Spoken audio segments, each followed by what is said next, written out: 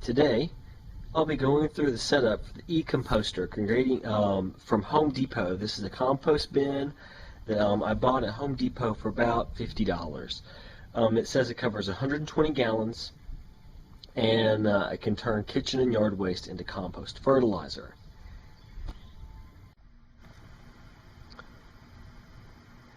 You can see an area that I've chosen to use as part of the place where we put the compost bin.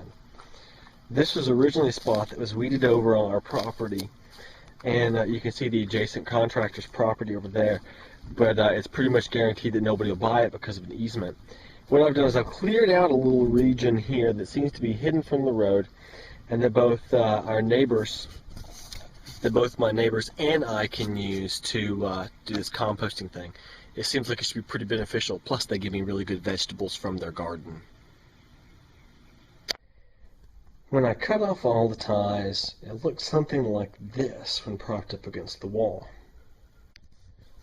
Just like the kit says, I have two of the main sides. I have two of the drawers to open up.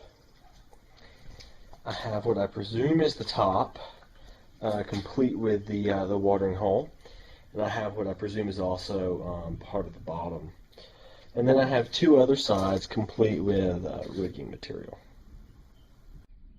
If you take the sides, they literally fit together. You can actually see in there, if the camera will show the light, you can actually see the individual grooves for each of the tongue pieces to fit in.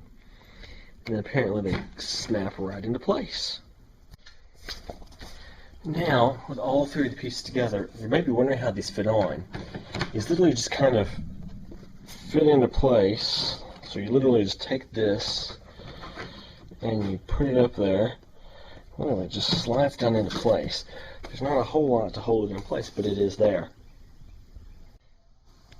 Now, according to instructions, these are actually for hinges, which is pretty cool. So let's try to figure this out. Apparently for the hinges, what transpires is on the edge that has the rounded piece, on each side there is one of these little holes, and it fits into place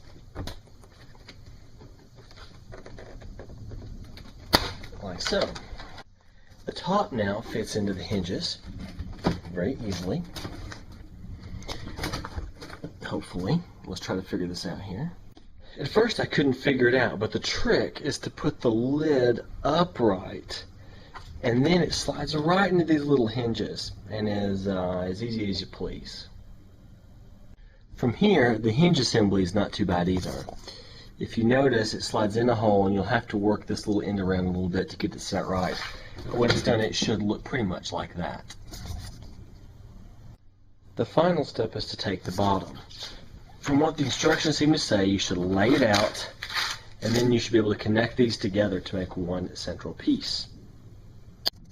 Notice that one side says this side up, while the other side says this side down.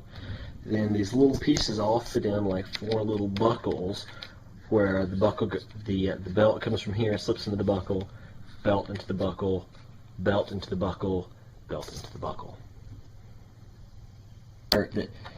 If you line it up right, there should be two on the side with the big gate opening. Each one of these pieces will clip into a hole here. This is the placement for my e-composter. We'll see how it goes. Notice I've got the bin place where I can have easy access to the side panels. We'll see how it all works. E-composter, the assembly was pretty easily. However, the Made in America fan may not like the fact that it's actually made in Israel. Good luck with your e-composter. I'll let you know how mine gets used.